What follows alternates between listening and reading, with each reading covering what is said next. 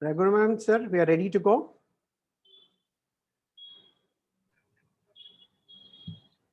Yeah, I'm good to go. Good evening, everybody. Namaskar. Welcome on behalf of the Bombay Management Association to the next exciting edition of our Wednesday Wisdom webinar.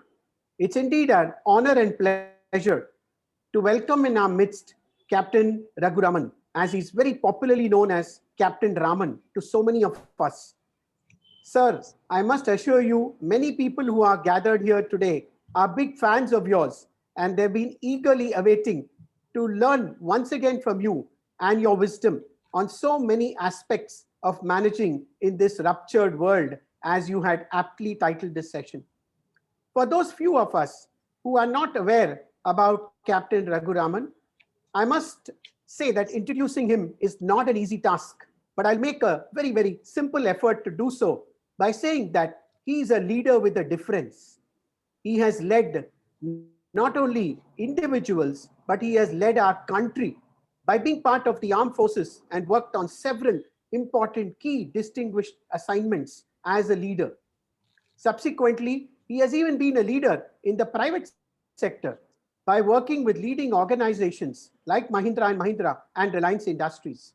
Of course, most important is when the government decided about 10 years ago to set up a NAT grid to ensure that the security services available in the country are at the highest levels. It was none other than Captain Raghu Raman, who was the founder CEO of NAT grid. Such an accomplished person is here with us this evening. It's indeed an honor to have him just as we completed celebrating our 72nd Republic Day yesterday. So a special salute to you, sir, and the wonderful service that people like you have rendered for the country.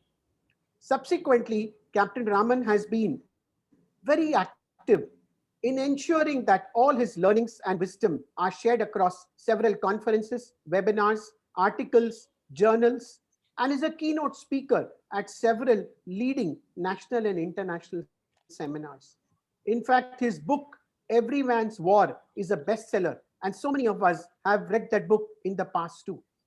In fact, his conference videos, etc., have perhaps reached more than 10 million people at any given point in time. Such is the stature of Captain Raghu Raman. Welcome, Captain Raman, and may I request you to share your wisdom with us in this Wednesday Wisdom webinar. Over to you, sir. Thank you very much, Professor Mani, and thank you so much for your extraordinarily kind and generous words. I have had the good fortune to have a fairly unusual career, but what I'm going to share with you is frankly not my wisdom. It's the wisdom that I have observed, uh, seen, learned from others. I wish I had that much of wisdom when I needed it. But I think in retrospect, these are many narratives and stories which one has seen, and hoping that the people who are listening will, get the same lessons as what I got from it. Now, interestingly, last year I had actually taken a sabbatical. I had decided that, okay, enough is enough. A lot of corporate life has happened. Now I'll take a strategic pause in my life to decide what to do. And though the strategic pause was supposed to be for a year, it COVID hit, and now we know that the pause is kind of, sort of changed the entire environment, and we perhaps have to rethink virtually everything that we were thinking of till now. Now, interestingly, what happened is as soon as the COVID hit, I was kind of given my background called, in a sense, called back to assist in the areas that I have always been in. And those areas happen to be in the field of leading during crises, because usually my profile has been in the field of risk, security, and to a certain extent leading through some elements of chaos in crises and stuff like that.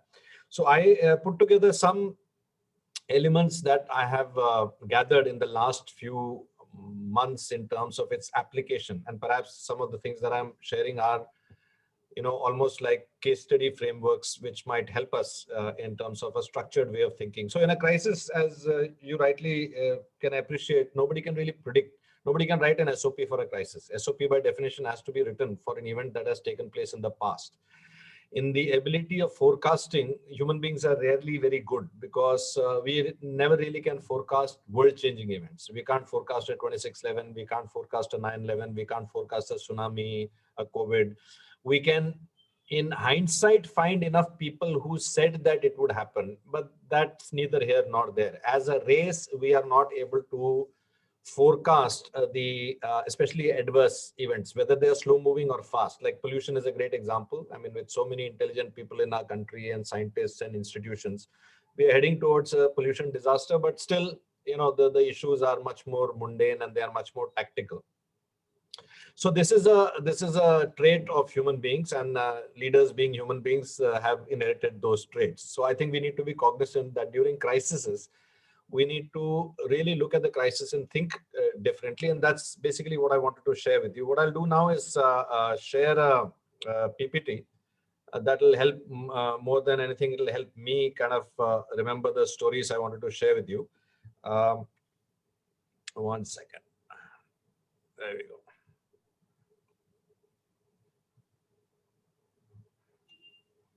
There we are. I assume you would be able to see the screen now. Yes, sir.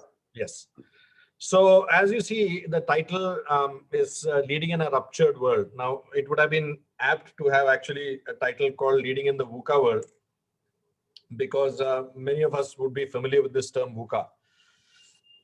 And matter of fact, sometimes when I'm teaching in universities nowadays, the students complain. They say that we had just about tried to, get our head around this acronym VUCA. बड़े मुश्किल से उसको याद किया था. We memorized it, and now you have changed it to RUPT. It's an interesting observation, but the thing is that VUCA has indeed, I think, changed dramatically. Let me explain why I believe so. So VUCA, as you were aware, stood for volatile, uncertain, complex, and ambiguous. And that was true to describe the world. But I think the world is better described now with this acronym called ruptured. RUPT, incidentally, is the Latin root for break. It means to break. And that is why you have the root in interrupt or erupt or interruption or rupture. R here stands for rapid. Now, I'll explain what rapid is in a completely, we all say world is fast moving, world changes very fast and all that. But let me contextualize that for you. On the 8th of March this year, I was in Goa doing a session for Infosys BPL. It was their $1 billion they had clocked in revenue, and it was a big celebration, and all their global leaders had been invited for that. So their CEO was very proudly telling me that all my leaders are here, except some leaders, they have not come from China and from Japan.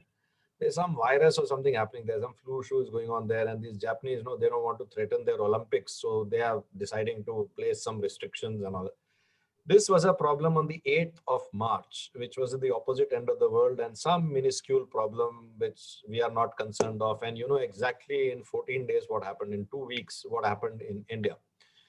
So in many ways, the rapidity with which we used to think earlier, we used to plan earlier, those elements are, those timelines are, those metrics are changing dramatically. They have changed dramatically.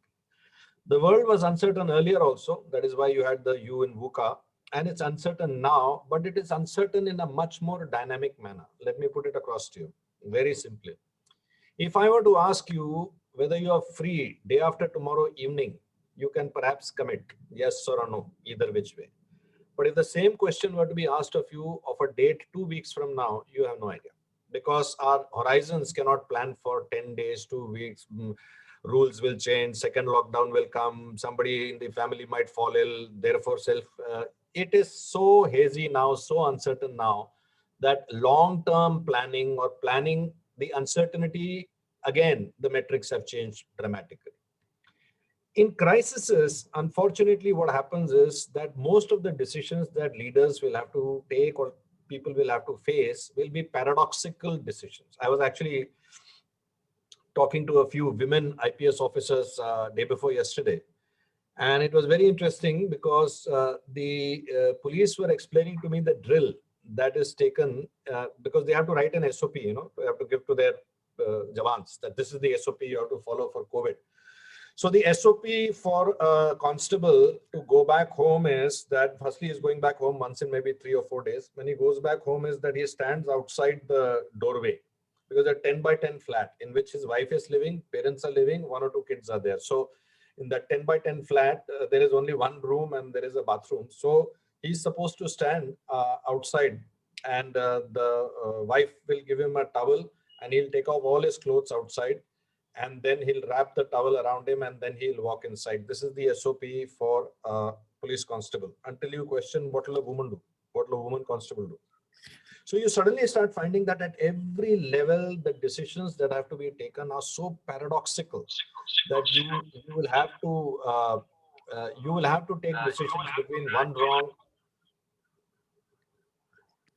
You'll have to take a decision between one wrong and another wrong. It will very rarely be a decision between a right and a wrong. And we've seen that. We've seen that in whether the lockdown should have been given 4 hours or 3 days. Both have their pros and cons, and both have massive implications. And at the end of the day, it will be almost a fait accompli that leaders in a crisis or in a ruptured world will have to get used to a dissatisfied demography, because they will not be able to satisfy everybody. Tangled again is interesting because the world has increasingly, everything is connected to everything else. A simple example, in the beginning of this lockdown, I was part of a committee which was set up to decide what are essential services. Now, communication, as you will all agree, are essential services. Without communication, we can't even do governance. But if communication is essential service, then the 4 lakh towers are essential service. These mobile towers are in many cases powered by diesel generators. So diesel generators become essential services. The diesel supply chain becomes essential services. The radios and the modems, which have to be tweaked every now and then by service engineers, who now become essential services. The service engineers live in hostels, chamris, eat out of cafeterias and canteens and dabbas. And you suddenly find that everything now becomes, so life does not move conveniently in zones of red, amber, and green. Life moves through everything else.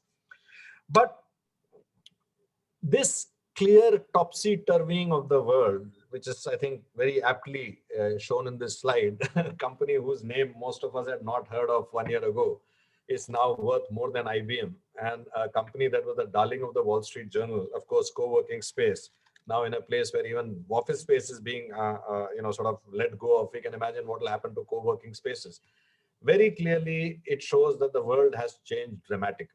It has changed so dramatically that a new player, a new kid in the block, comes and overtakes Cisco, Microsoft Meetings, Google Hangout, FaceTime, Skype, telepresence, so many video conferencing technologies, and becomes the #1 in the player in a matter of just 6 to 8 months. Now, it also is an opportunity for us. And Professor Mani, you were telling me that there are some students in the audience, and I think it will be a very useful anecdote for them. Actually, it's useful for everybody. This is a anecdote, a story taken from a book written by Professor Tina Seelig, who teaches in Stanford, and she does this experiments with her students. It's now called a very important, it's a very well-known innovation tournament, where she gives the students $5 and 2 hours of time and says, come up with business revenue generating ideas. And whatever business idea they have, they get a 3-minute slot to present it in front of the Stanford students, the rest of the students.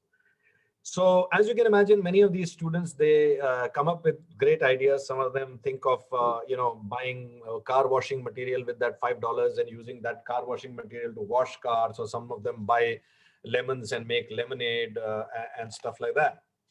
But another group of students realizes that this $5 is maybe a red herring.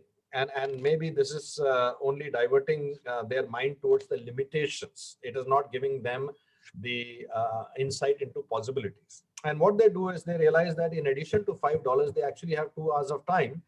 And now they realize that the 2 hours of time is not bound by the $5. So what they do is they come up with schemes like going to restaurants and making bookings. Or standing in the line, which are crowded restaurants. Of course, there's a pre-COVID story, standing in lines in the crowded restaurants, and then sell those spots to couples who have come and sort of give them the spots. And they learned a lot in that also. They learned that couples are more comfortable when a woman comes and approaches them and says, listen, I've got a reservation. If you want, you can take it for, whatever, $10, $20 or whatever. And so they would put the men to go and buy and stand in the line. So these learnings they got, and they realized that they were making far more money than the earlier group, which was looking at that $5 as the seed funding. But the most innovative of the group came up with the third resource. They realized that they have 3 minutes of FaceTime in front of the Stanford students, and they actually made a video about a company which wanted to pitch to the Stanford students. And they made a video and they auctioned that video to the company and that 3-minute slot. Now, the point I'm making, or rather Professor Selig makes in this story, is that when we look at a crisis or a paradigm, there are many moving parts in the air.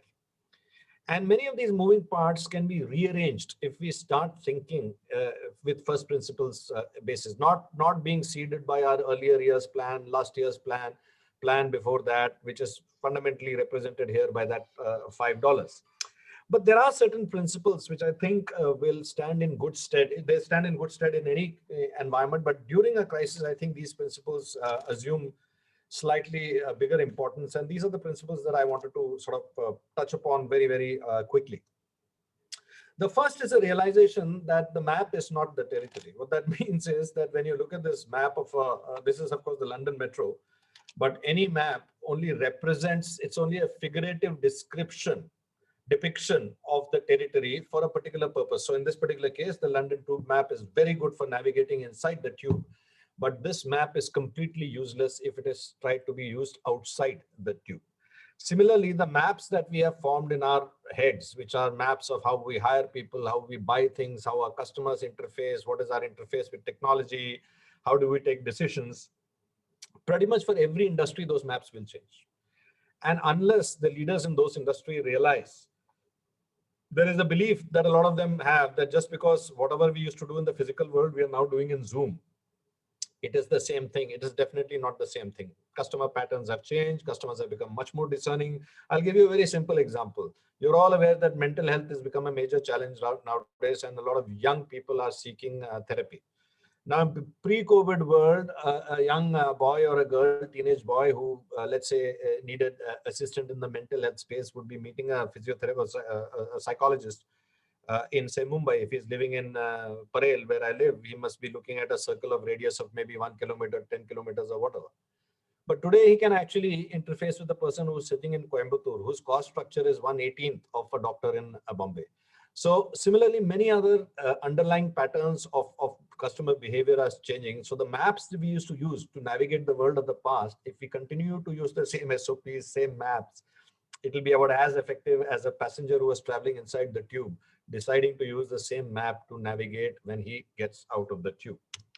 The second is that paradigm shifts also extraordinarily reward agile thinkers and game changers. So here is an example of one of them. And what you see over here is a classic high jump, of course, which now has become classic. It became a classic after 1968, by the way. Until 1968, all professional athletes used to attempt the high jump by coming in what is called a scissor cut. They would come running and then they would put one leg over and then the other leg over, and then they would flop over to the other side.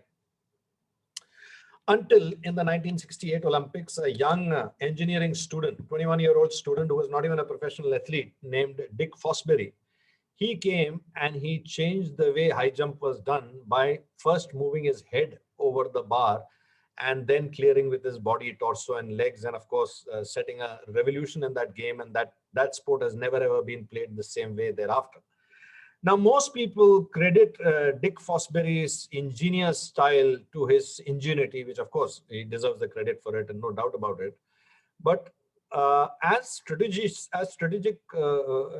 who study strategy, we need to also look as to why Dick Fosbury was able to do that. If we have to replicate it, we must be aware of how Dick Fosbury thought and why he was able to do that. And a subtle aspect which is often missed out is the fact that there was also a major change in the environment.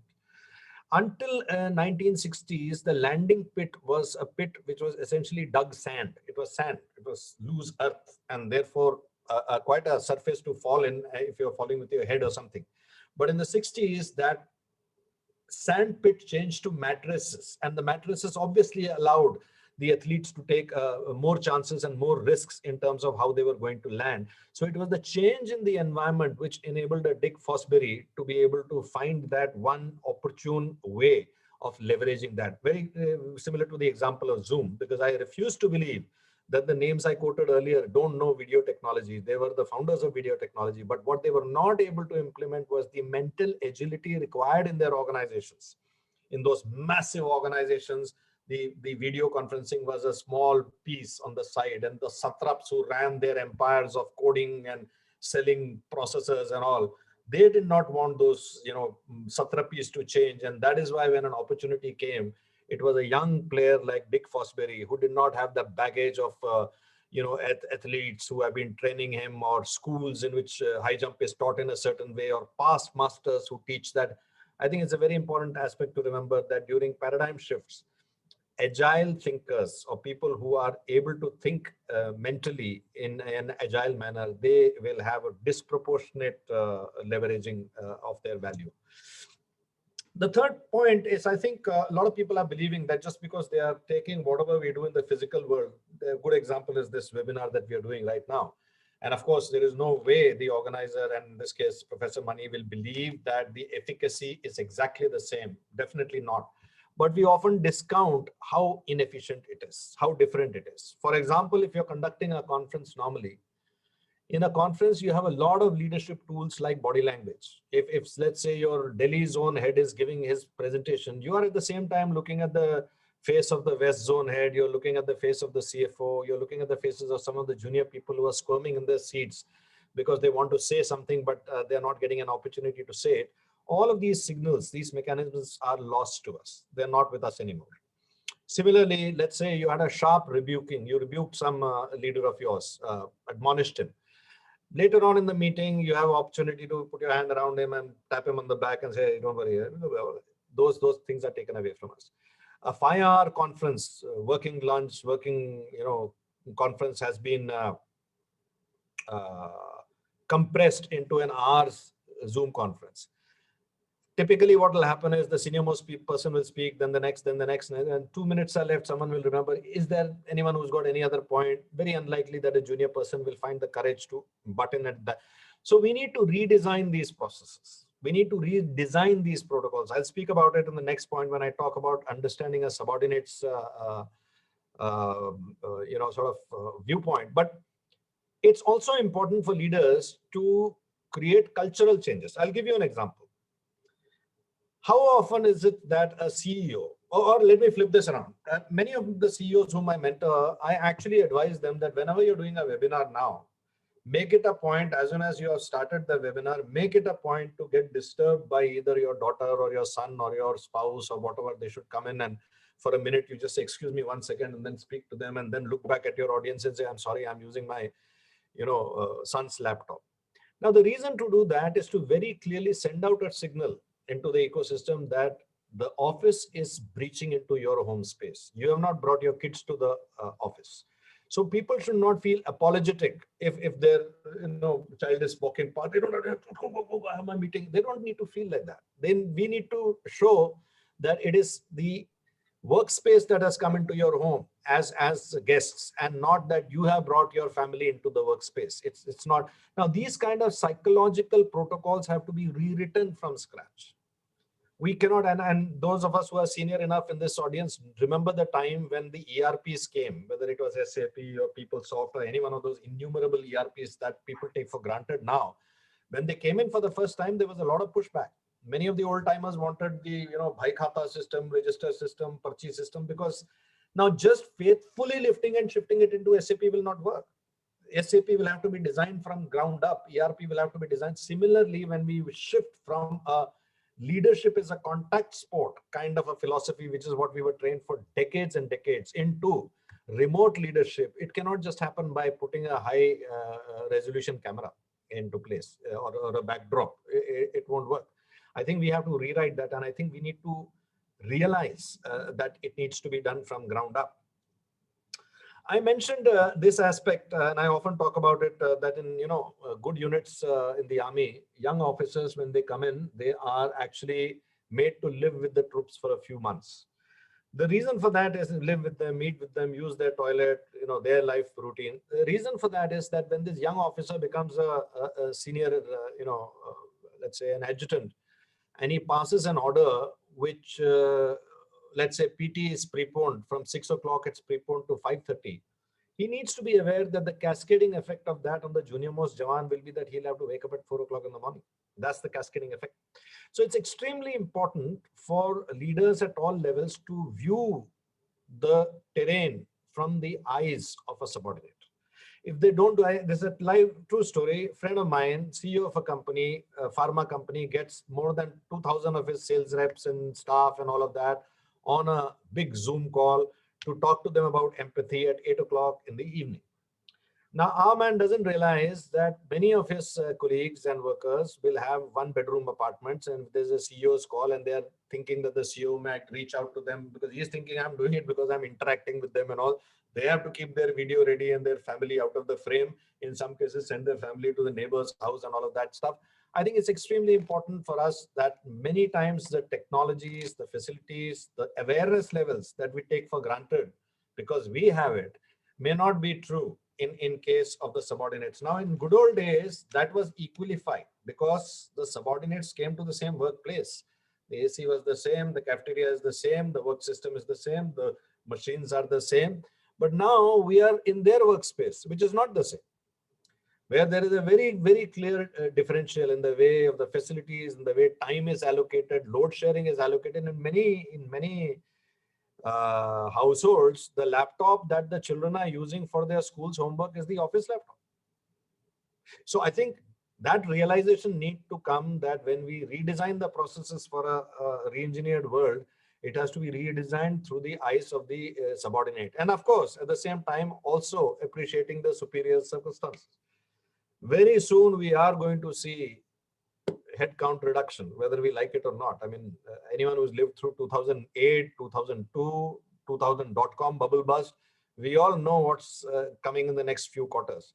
Now, obviously, these kind of realities are going to be the mandates handed over to superiors. So I think the appreciation of looking at it from the top and the bottom and sideways through vendors. I mean, interesting, I used to listen to many of these financial gurus who used to talk on TV as soon as COVID hit about finance and how to manage your finance. And their basic advice was get all your collections as soon as possible and delay payments as much as you can. I said, but if everyone follows that rule, who's going to get the collections and who's going to pay? I mean, we have to understand from everyone's circumstances if we have to come out of this as an ecosystem. I think this brings me to the point that whether we like it or not, a major business transformation has been thrust upon us by COVID. Not by choice. Normally, big companies say, oh, we'll appear for the Deming Award or we'll do Six Sigma in a 3-year period and they'll set aside a team for it and they'll have management steering committee meetings and they'll bring in McKinsey and all of these people. I think what has happened is everyone has been pushed into the deep end of the pond who by definition cannot swim in that pond. So even swimmers are now swimming in oil, so they don't know how to swim in this pond. Now here, the organizations which have agility built into them as a framework will survive. The rest will perish. What you see here is a very telling image of a transformation of a butterfly. And as Richard Bach said in his very, very famous book, Illusions, what the caterpillar calls the end of the world, the master calls the butterfly. So companies who think this is the end of the world are essentially organizations that cannot go through a transformation. And that is why they see the end of a caterpillar's life as the end of life. But anybody who realizes that business, leadership, teamwork, problem solving is actually only possible during problems, during chaos, during crises. It's only in a crisis the leadership can come out. Otherwise, managers are good enough. If sales targets are being met, order books are getting full. Of course, I'm not therefore saying that we should wish a crisis to happen. But now that a crisis has happened, it will be entities which are able to create an agile environment who will come out of it. And I don't use these words lightly. I don't like to make these agile, faster. And I want to show you why I believe agility is an important aspect. So very clearly, let me explain it to you with an experiment. And Professor Mani, I'm sure you would have not only known this experiment, but I'm sure conducted it for your students several times. So this is a very famous experiment. It's called the Marshmallow Tower. Those of you who practiced it, played it, would know about it. But those of you who don't, take a look at it on YouTube. You'll find it's very interesting. So essentially, the task is that The participants, about 8 to 10 of them in a group, are given 20 sticks, could be spaghetti sticks, any sticks do, and some duct tape, and they're given a piece of thermocol or a marshmallow, and they have to build a tower which is as high as possible within 10 to 15 minutes time.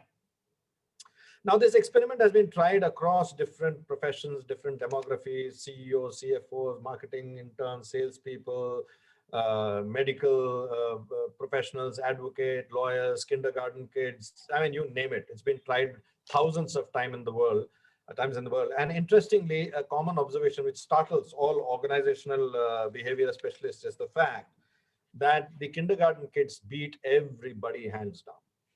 Everybody hands down. Now, they have attributed it to a very interesting aspect, which is an energy bleed in any organization, and that is called status management. What essentially that translates into is that when you give a task to a group of people, the first thing that that group of people do is divide themselves into subgroups. So, okay, I will handle this and you will handle that and I will make the plan. This is the typical structured way of thinking that most leaders have been taught in their formal education of B schools and executive MBAs and all, break the problem into smaller pieces, a project management approach. Kids don't look at it that way. Kids have a mission orientation. So they will put someone on the side and they'll take it. And if they believe they got a better idea and they will combine, because they are not interested that, my performance report will not contain the fact that I contributed and I scored the goal or I got the order. They don't have that element. Now, this can only happen in a psychologically safe environment. Now, I can give a lot of Angrezi to describe what is a psychologically safe environment, but the easiest way to describe it to anybody who's worked in any organization is that whenever someone says something and then leans to see what is the CEO's response to what he has said, that is a psychologically unsafe environment, because there the person is thinking twice before voicing and making sure that whatever she or he says is in alignment with the top bosses or the organization's view. These organizations will usually falter and die, because three things are essential in a crisis. And this I can tell you not from business, but in any crisis, any crisis, even a family crisis, these three things are essential. Firstly, you need to know exactly what is the extent of the problem, what is really happening.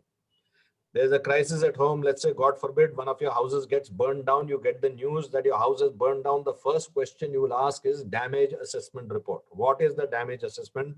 Because every decision is based on that. Troops who are afraid will never give a true picture. They will always give an embellished picture. We're handling it. So, sir, no, sales will not drop that much. Sir, we are figuring out ways and all, because they are afraid that if they tell the truth, their job or their existence will be under threat. The second is that you need the creative juices of all the leaders participating with a mission orientation in which the organization has to be saved. Not their personal satrapies, not whose command will increase, whose command will reduce, who will lose headcount, who will gain headcount. They have to all focus on the mission.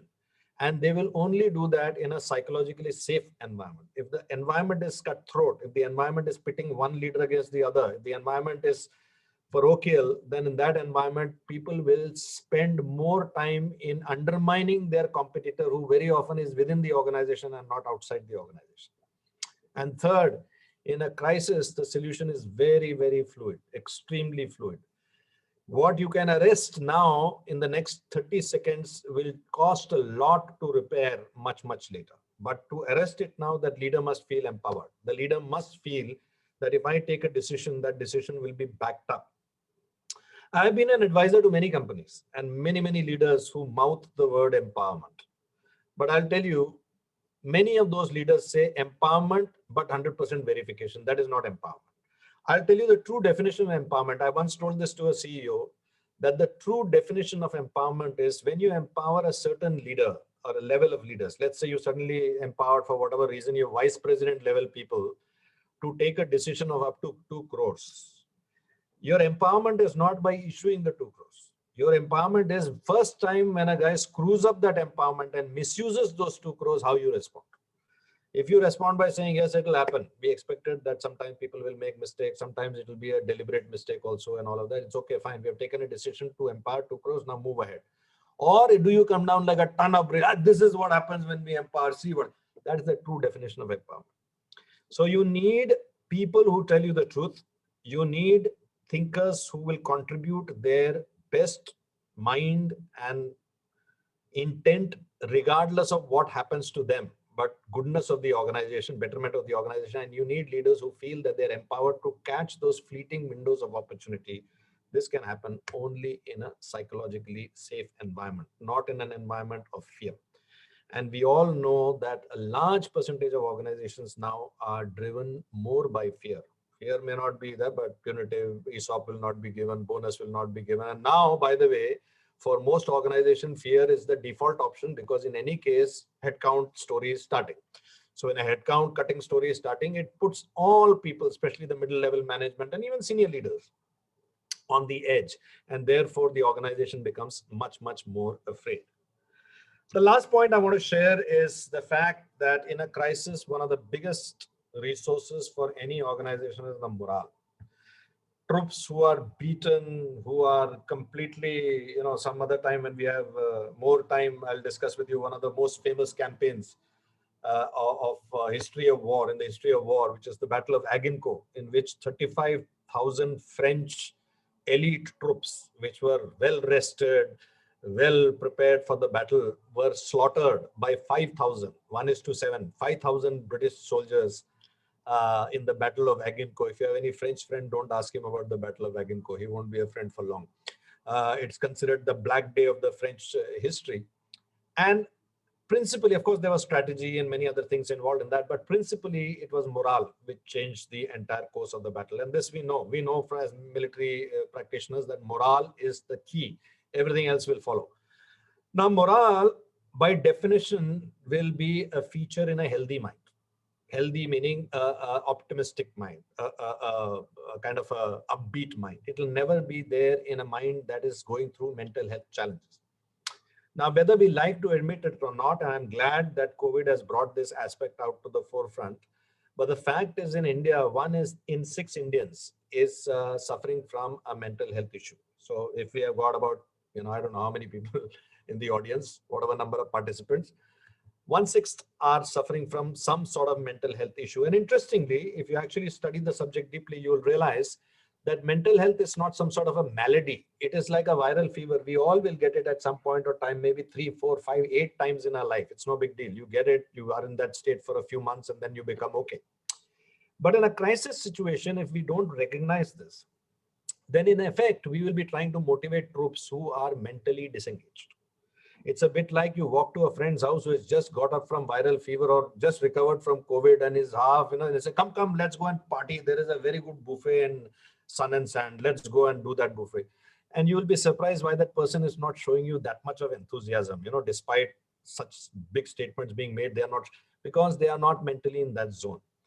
I genuinely think in the Indian society, this is a major issue, which we have been skirting around, avoiding, not talking about. Even regular children who require special needs schools are sent to the regular schools. So because the parents don't want to acknowledge that there's anything wrong. Now, the good news, if there can be a good news in COVID, is the fact that mental health has become a gorilla that everyone does talk about. It's that elephant in the room that people do talk about. And I think organizations need to realize that they cannot fight any war, especially a crisis war, with demotivated and mentally, not unstable, but mentally, for lack of a better word, depressed troops. They will have to address this issue as much, if not more, as physical health. If they don't do that, then you're going into the battle, no matter how great the strategy and all is, you're going into battle with demoralized troops. So I think one of the key jobs of the CEO, not head of HR, not head of employee engagement, the job of the CEO of the organizations now should be to focus on the morale of the organization and the mental health, and say, rest everything, strategy and all, we'll decide. But first I need to get these troops in fighting spirits. So the world has indeed changed. There's no doubt. This is the slide I began this presentation with. But in the same world, there are also hundreds and hundreds of companies that are thriving and doing exceedingly well. You're all aware that there's a whole cluster of technology, pharma, essential services companies, which have actually boomed during the crisis. I think if we view this situation as I mentioned earlier, as the end of the world, like the way Caterpillar views it, then yes, we will be in the end of the world. But if we view it as a transformation, a very unwelcome and a very, uh, if we had a choice, we don't want this transformation, kind of a transformation, but guess what? It has happened to us. And now that it had happened to us, it has happened to us. I think some of the principles that I spoke about would help in creating an environment and creating the right mindset within the leaders and the troops of that environment to be able to deal with what is very, very clearly a ruptured world. Thank you, ladies and gentlemen. I have kind of ended my presentation. I don't know if I got lost in my time, but yeah, we have, I think, 15 minutes for Q&A in case there are any questions or comments. Absolutely, sir. That was a fascinating presentation. Thank you so much for the enthusiastic sharing, as you always do. And there are many questions, so I'm going to take the liberty of asking you to spare another 5 minutes extra for us so that we can bring in some of those questions. Absolutely. For those of us who are not yet familiar, captainraman.com is the website where you can read up all the wonderful talks of Captain Raman, a lot of his articles, reports, and commentary on various current events, both national, international. So that's what you can note down. Of course, Captain Raghu Raman on YouTube is very, very popular. So these are ways and means that you can reconnect with him at some given point in time. Sir, I'd like to begin with a couple of questions which come up, and that is, you mentioned this very interesting concept of contactless leadership. How easy or difficult is it to implement in India, where psychophancy is still the name of the game?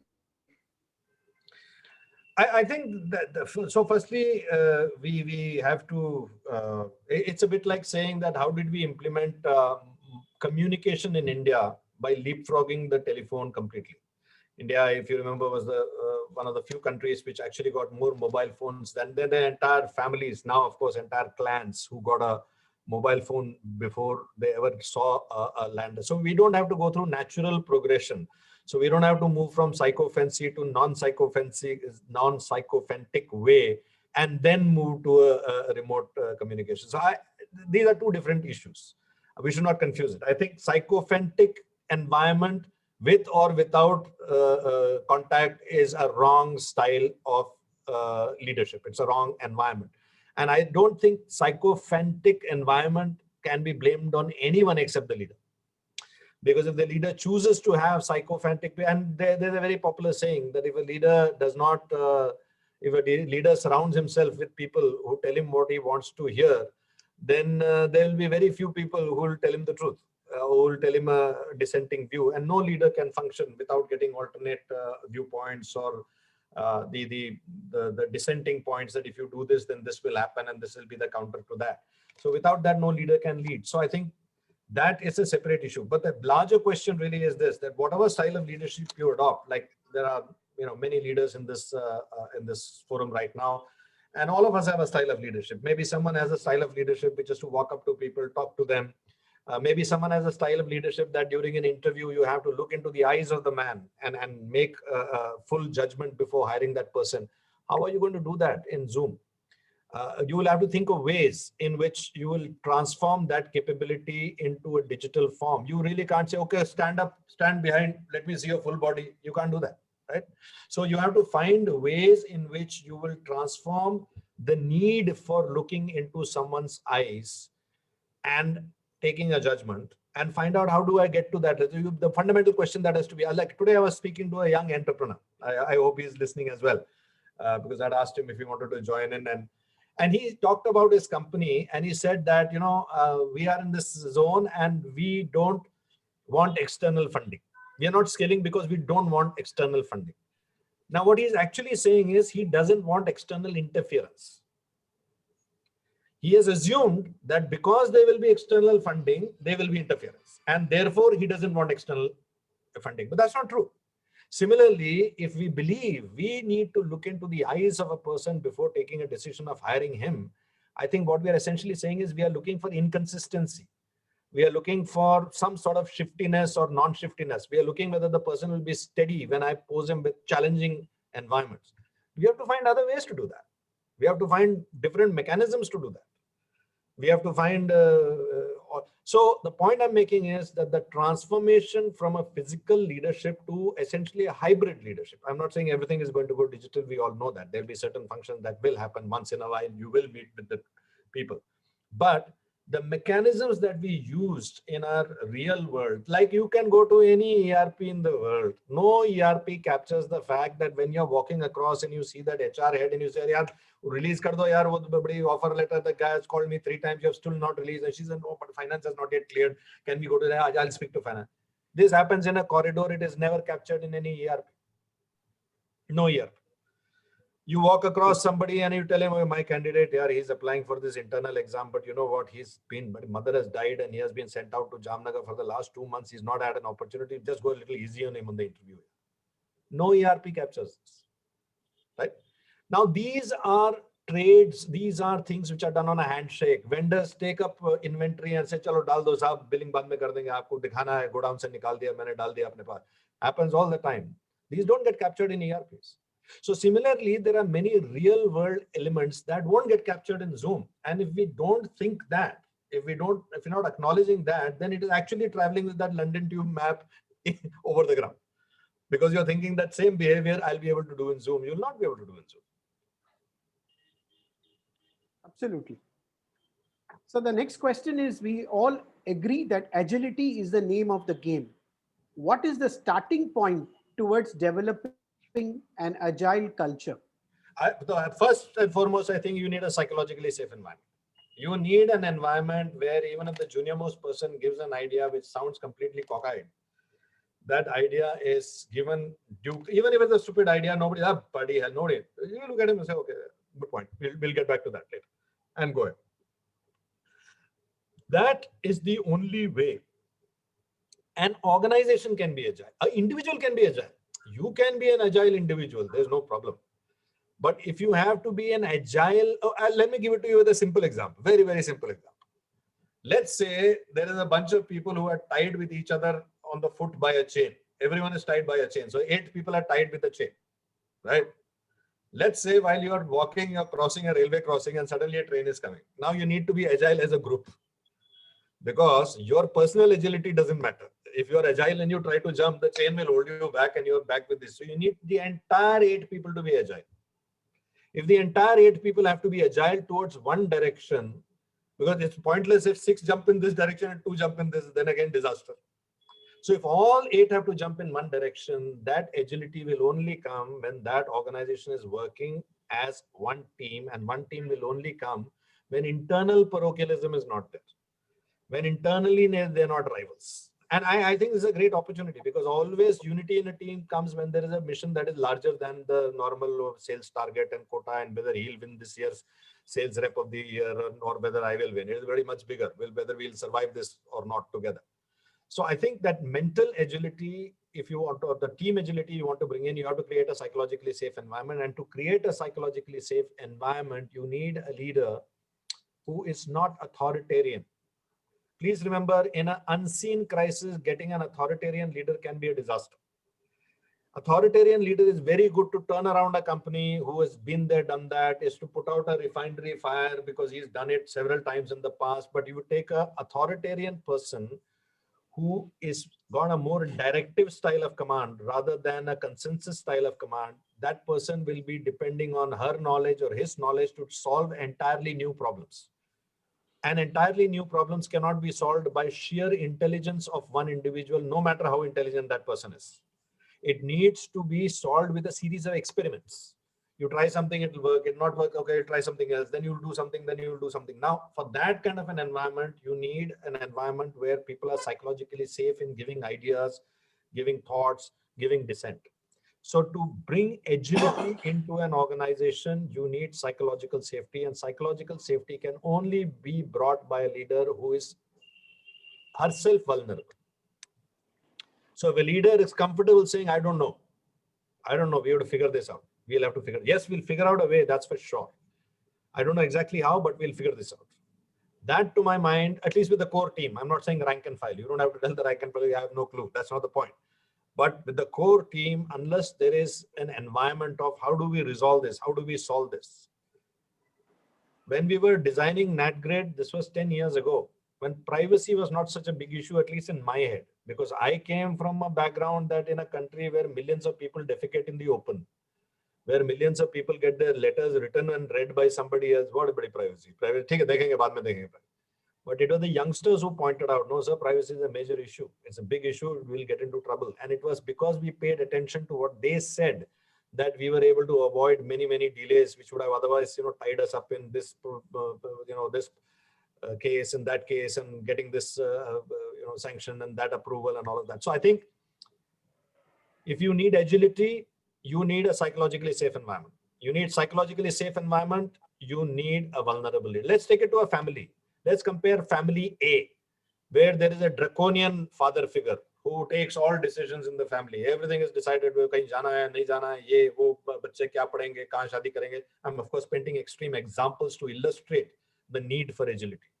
Let's say there is another family where the center of leadership keeps changing. Center of gravity changes. If it is something to do with external thing, maybe father decides. If it is to stay over at someone's home, mother decides. If it is something about going to someone's place, maybe brothers decide. Now, in that family, the ability to solve problems by definition is more, because they can take different sets of problems. But in a family where all problems have to be directed to an authoritarian style of leadership, by definition, that will choke in a crisis, because inputs are coming from various different sources and these inputs are new. These aren't old inputs. So for agility, in simple terms, you need a psychologically safe environment. So psychologically safe environment, you need a vulnerable leader who will allow other islands of leadership to develop. All right, noted. Indrapal Singh ji, who's our former president of the Bombay Management Association. I just want to clarify, because I have been asked this question. Many people say, so a vulnerable leader is vulnerable and not secure. That's not the point. Correct. It should be a leader who is comfortable displaying vulnerability, which means that the leader is very, very secure. Leaders who get angry are the most insecure leaders. It's as they rightly say, is the first sign of helplessness when you get angry, that you're not able to do anything to solve the problem. Point noted, sir. Indrapal ji, over to you. Yeah. One of the reasons why there is a lot of fear in the organizations is this ritual called performance appraisals. So, going from what you said is that if we have to make a fear-free organization, psychologically safe organizations, then we have to do away with performance appraisals. And if we do away with, I didn't say that. I didn't say that at all. All right. So if we don't have to do, then how do we conduct performance appraisals where people get appraised and yet they feel safe?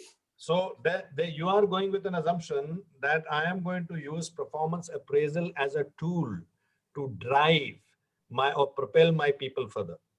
I think, sir, you have done performance appraisal of your kids all throughout their life. You have told them this is okay, this is bad. They have never wondered that ये progress card निकालने के बाद घर से निकाल देगा क्या dad? They have been secure that he may bullshit me, he may danto me, this, that, my mother will come around and this and that. कोई घर से नहीं निकालेगा. So you can always give performance feedback. You can even give hard feedback. You can be, you don't have to mollycoddle. There is, in the Indian Armed Forces, there's performance evaluation every year, but yet you cannot do anything about the person's salary. अब क्या कर लोगे? हवलदार अगर काम करे ना करे तनख्वाह तो उतनी है. अगर उसने फैसला कर लिया कि मैंने घर हवलदार बन के जाना है, so what can you do to incentivize or disincentivize it, right? So I think this performance appraisal as a tool, if it is used as a tool to drive behavior, and that is the only tool to drive behavior, then I think that is a leader who is working with a very small toolkit. I'll give you another interesting example which will illustrate this point. Many years ago, you might remember when corporates did not have the kind of internet access as it has now, we were making that fledgling changeover कि पहले वो lunch में 2 घंटे के लिए खुलेगा internet, and then the sites will be open. You can't browse this site, but you can go. You remember those days when bandwidth was, rationed into corporates. At that point of time, Mahindra suddenly went into this thing. Okay, we'll give everyone internet access, but we will start monitoring the people who are wasting time the most.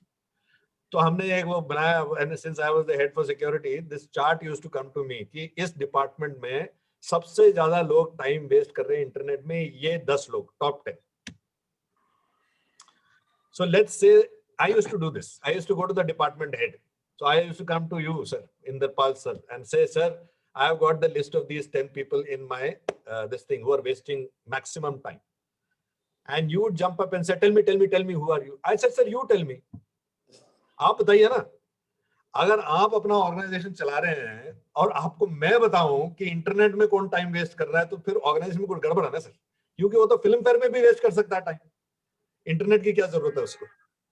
So the point is, if we are using only performance evaluation as a tool to incentive, and actually from the construction of the syntax, it's almost as a punitive tool, that if you don't work well, I am not going to give you your performance bonus. If that's the mechanism, then it's a transactional mechanism. Then anyone who gives him a better performance bonus, he'll go there. Today, he doesn't have the option. Apart from the top 2-3%, they always have the option. But the bulk of the organization today does not have the option. And that's why organizations can afford to cut 30% salaries fully well, knowing kahan jayega. Attrition itna zyada chal raha hai, waise kidhar jayega at this point of time. This point of time, you can get work out of them. You can't get creativity out of them. You can't get innovation out of them. Innovation and creativity will never flourish in an environment of punitive fear.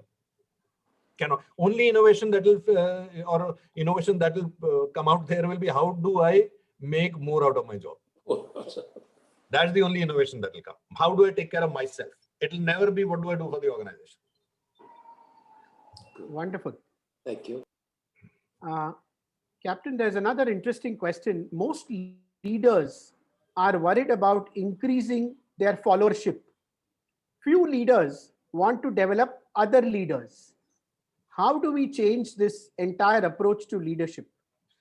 It's actually quite simple. And I'll tell you a personal anecdote. And if my colleague sees that anecdote at some point of time, he might, get angry that I said it in a public forum. But it's a good anecdote to illustrate this point. So when I took over, this happened sometime when I took over an organization, right? Let's say the organization had about 7,000, 8,000 people, or maybe more than that, 10,000 people in that organization. There was one small unit in that organization, which was about 180 people or 200 people, which historically had been placed over here for historical reasons, but for all practical purposes did not belong here and actually belonged in another department. So when I was looking through the org structure and this thing stuck out as something, so I asked, why do we have these people with us? Why are they not? So immediately this HR guy came running to me. He said, sir, what are you doing? With great difficulty, we fought them off. They've been trying to get this group for a long time, but we have got them. This 180 people are with us and all of that. And 200 people will go away and all of that. So I asked him this question, that does your salary reduce pro rata if this 200 people go away? He says, no. Does my salary reduce if this go away? He said, no. ऐसे झंझट ही कम होगा ना, 150 लोगों का career management नहीं करना पड़ेगा तेरे को, उनका एसीआर, उनका वो हुआ कि नहीं, इस साल का अप्रेजल, ये वो एम्प्लॉय एंगेजमेंट, उसको दिवाली गिफ्ट गया कि नहीं गया, that झंझट is less. Yeah. Then why are you insisting that we need this 200? Now he is puzzling over that question and trying. Now I'll tell you why. Because traditionally he's been taught that the method of measurement is how many people are under you. In all traditional organizations, Fauj ko le lo aap, you're a platoon commander, you have a platoon under you. You're a company commander, you have got a company under you. You become a battalion commander, you are one entire battalion under you. You are a brigade commander, you have 3 battalions, 4 battalions under you. Become a div commander, you have 3. So at every level, your headcount is increasing. Very rarely will you find someone saying, I used to work in a company where I had 50,000 people indirectly reporting to me, to move to a company which had 18 people. Now, the point is that the world measurement metrics has changed. Instagram became a billion dollar company with just 8 people. The world metrics have changed. But in our heads, in many places, our remit is still described by feudal mechanisms. Now, I'm not saying it's wrong or right. It's definitely not. So I will give you a pros and cons. When I'm advising an American company that comes into India, the CEO tells me, it's a very interesting story. CEO apparently is told that, sir, which laptop do you want? So, which are the, sir, for your level, you can order up to this laptop. So he said, my level? What does that mean? So it's a different level, they're different laptops, which of course, junior level mein bhari laptop, upar pahunchte patla laptop. This is, sort of upgradation. Car becomes bigger, laptop becomes smaller as you go up, right? So he wanted to flatten it. He said, no, no, we'll flatten it. Everyone will have the same laptop. Now, forget about the cost structure. But I actually advised him not to do that because I said that in many organizations, this laptop is an achievement. When you get to this group, this level, then you get a thinner laptop, and that he goes back and shows his wife and kids. They go, now promotion ho gaya, mere ko bhi ye wala mila. It's a milestone, and these milestones are something that are put for them to sort of. I'm not saying. I mean, in an ideal world, everyone should have a really thin and 2 laptops for all I care. But these are methods and rituals that are built into organizations and in our systems. Now, obviously, it also happens because of a conflict of an internal scorecard versus an external scorecard. All of us, all human beings have an external scorecard. External scorecard is very simple. If I get into Bharatiya Vidyapeeth or IIT, which is better? If I get into some Symbiosis College or IIM, which is better? IIM or INSEAD, which is better? INSEAD or Harvard, which is better? These are all external scorecards. All external. I may actually have a fantastic teacher and a really, really bright roommate in Symbiosis, and I may end up with a total clown who will get me into drugs in Harvard. I don't know that. But external scorecard says if you get placed in day 1 with an MNC in dollar salary, it is better than day 3. Being a scientist in Google is better than being a pharmacy advisor in Apollo Pharma. Now, these external scorecards are all constructed by other people. That's why science is better than commerce, it's better than arts. In science, this is better than that. These hierarchies have been built. But when you actually ask our internal scorecard, we may find a different answer altogether. Internally, someone may say, I really don't want that kind of life where I am much more comfortable doing this or whatever. Now, people who start listening more to their external scorecard, they will look for external validation. And by the way, there is a fascinating book called Shallow, which I recommend. Sir, you to definitely must encourage your students to read it. Sure. It's a very interesting aspect because it talks of the fact that just like writing changed the way human beings think. It's very deep. I don't want to take that much of time, but writing and reading books re-engineered the way brains think. They were tools that transformed the brain. Similarly, the internet is a tool that has transformed the brain. So just like rats will keep on pressing that pedal to get more pellets, we have now got into that zone where more followers, one more ping, one more pretty followers. I'm losing my followers. So I have one of my very close friends is Dr. Kinger. I don't know whether he's watching this program. Works a lot in mental health in corporates. He tells me that when some of his patients come to him and say, I have lost 500 friends in the last 1 week. 500 friends. He's lost 500 followers on Twitter. But the psychological damage that is happening is as if 500 friends have been lost, right? So I think if we start looking at an external scorecard for our validation, then we will need more followers. We will need less people who will threaten us. We will need more people who will be sycophantic, who will be one step below us so that they will never challenge us. If we become more secure and say, I'm proud to be known as the guy who started a company which created 8 more CEOs, which created more, if that is my sense of pride, then you will create organizations where leaders will try to spawn other leaders. And that again comes in a psychologically safe environment. If you have a psychologically unsafe environment, you are typically encouraging fratricide. Look at it this way. And I'm sure, Professor Mani, you have worked with several corporates, and many people here working here in corporates will know what I'm saying. You have throughout the year, you pick North Zone versus East Zone versus South Zone, that sales head against this sales head, this, that, you put them, you give a bell curve, only 20% can come in A, and 80%, all those quotas are given. 365 days, 364 days, we make them pit against each other. One day we take them for an offsite and we say collaborate. How will they collaborate? So I think a lot of this has to do with the measurement metrics. Right now, the measurement, you know this, what gets measured gets done. So very often I find organization being, I find it very surprising why they are surprised when the behavior that they are measuring is being displayed by the people. Absolutely. Great. There are lots of questions, but we do respect your time, sir. And as we always say in BMA, this is just the beginning of a learning journey. And I'm sure many of you will free to connect with Captain Raman as we go on.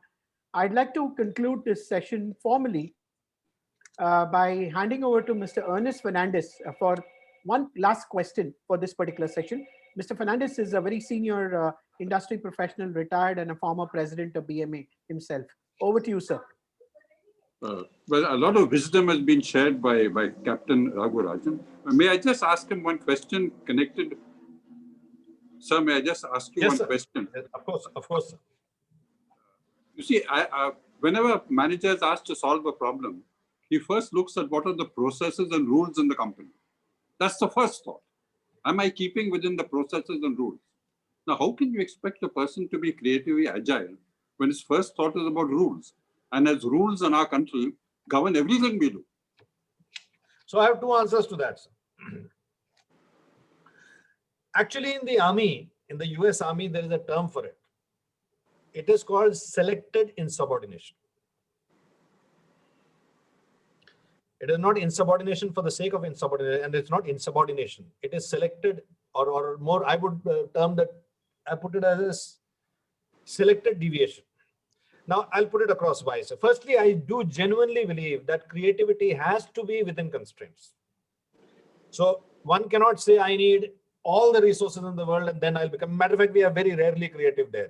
To give you two very real world examples with our own country, we invented Param, the supercomputer Param, because we were denied the Cray supercomputer by the US. So there was a constraint. We were not able to get it, so we had to build our own.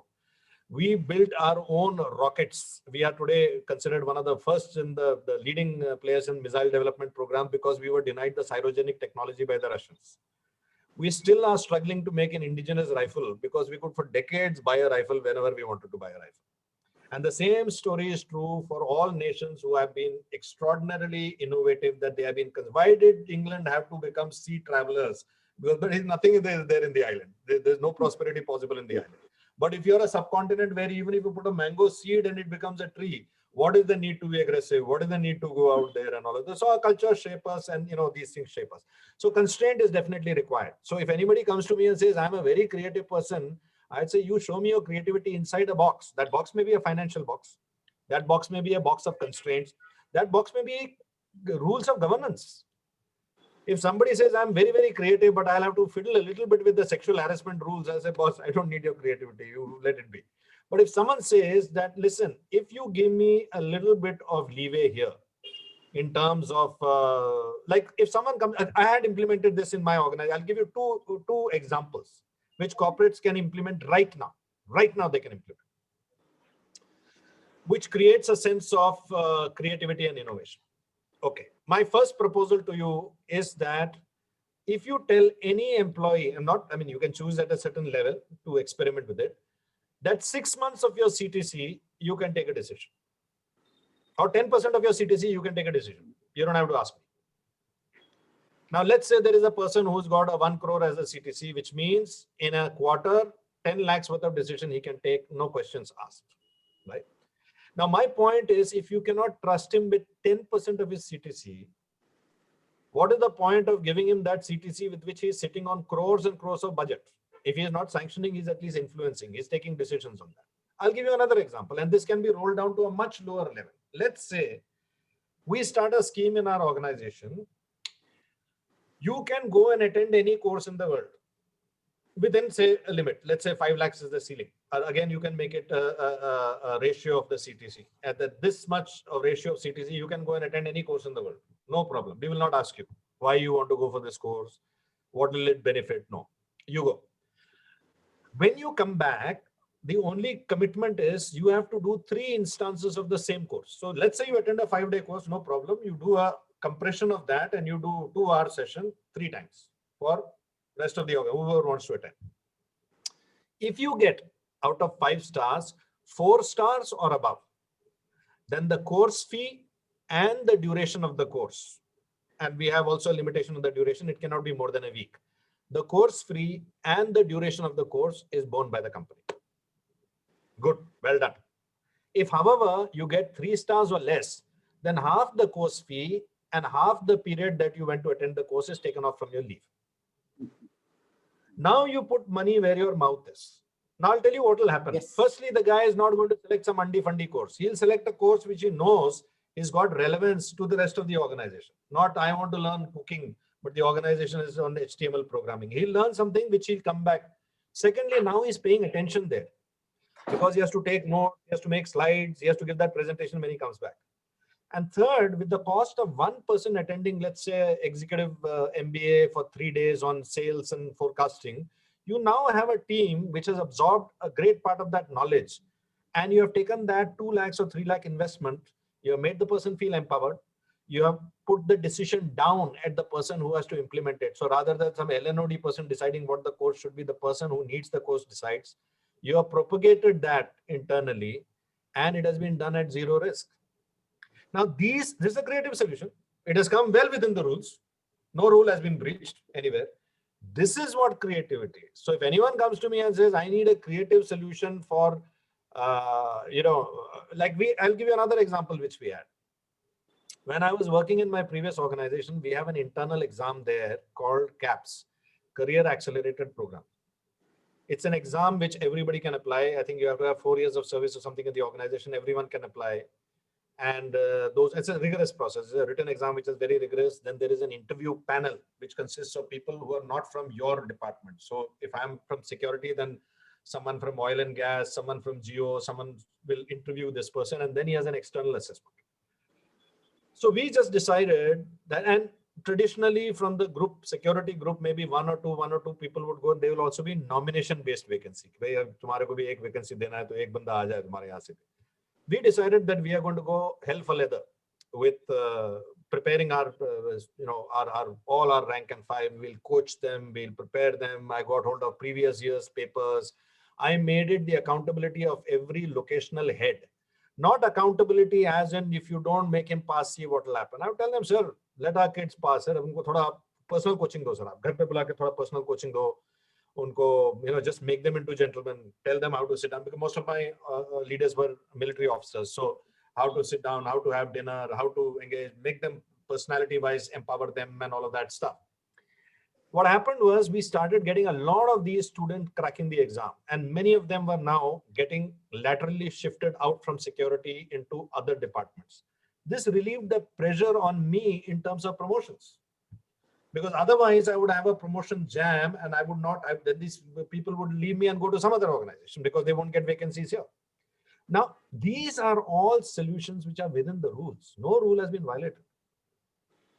So I think we need leaders to think creatively within the box, inside the box. And anybody who is truly creative, claims to have creativity, we must first ask, are you going to do it within the box? Or will you say, I need tons, or I need this rule to be changed?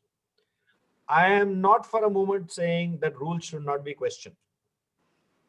But if a rule has been implemented for reason A, B, C, D, E, and a deviation from that rule does not give the reward, which is commensurate with the risk, then we'll stick to the rule. But if it gives a reward, which is commensurate with the risk, then there is a deviation from the rule that should be done and the rule should be amended, because clearly it could live with the deviation. Thank you.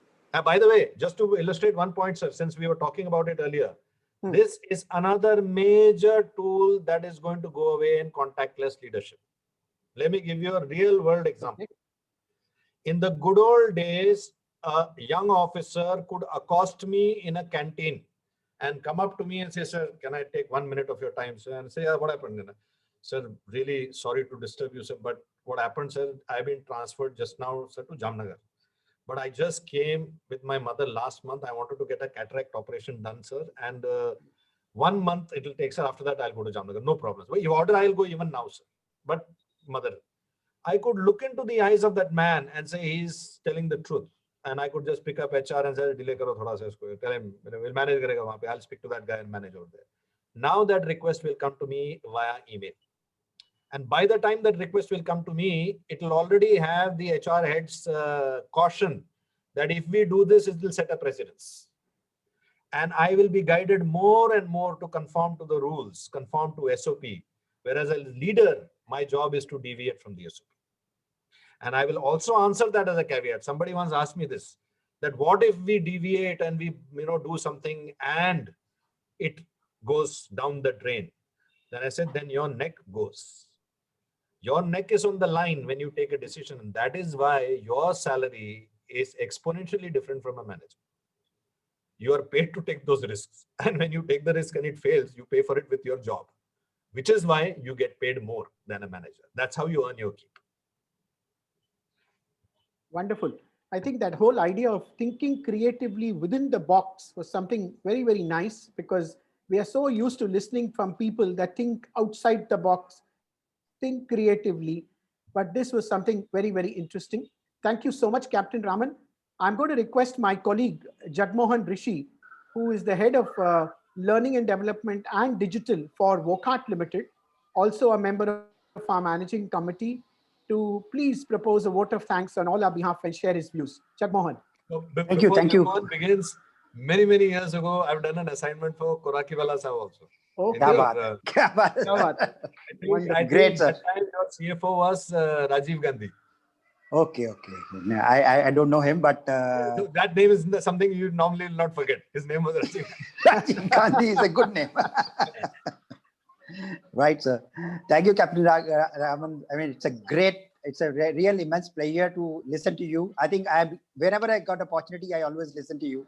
I think this is my, sixth or seventh session with you, sir. Great. I really enjoyed it, and it could not have been better timing for me, because immediately after this, we are starting a module on Leader Next, which is an initiative by Jamnalal Bajaj and BMA together to build the future leaders. So that is something which and you have set a great platform, and many of the participants are already attending this session, sir.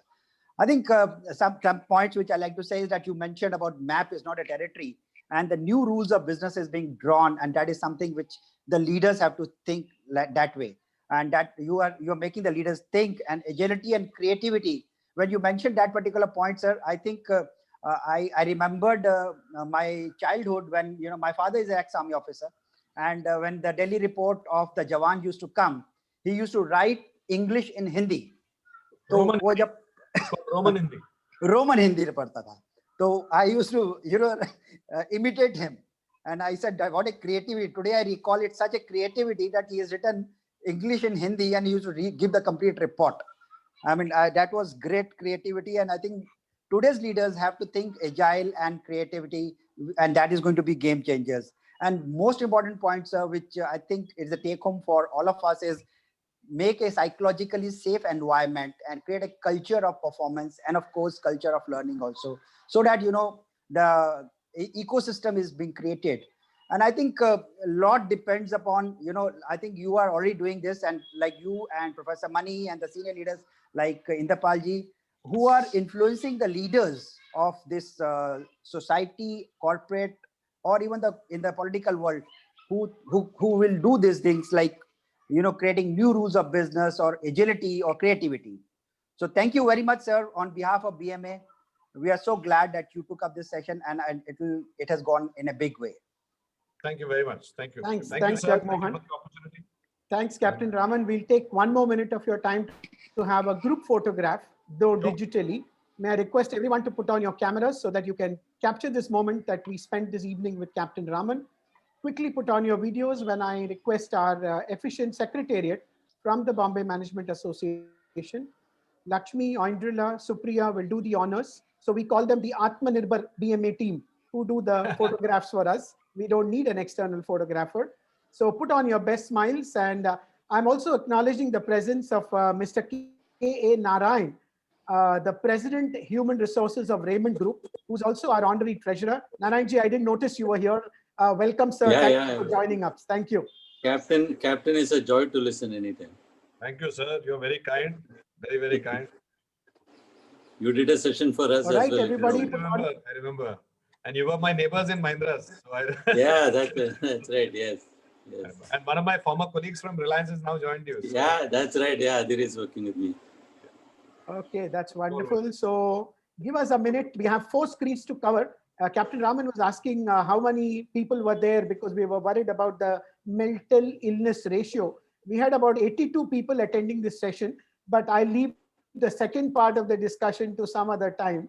But right now, I'd like to tell all of us that day after tomorrow, we have a very interesting session by Ajit Kamat on business storytelling. Business storytelling. I hope you will tune in. And next Wednesday, we have somebody very, very senior who is going to talk to us about the changing trends in employment. Manish Sabharwal, the founder of Team Lease, whom all of us know is the #1 organization in the employment scenario.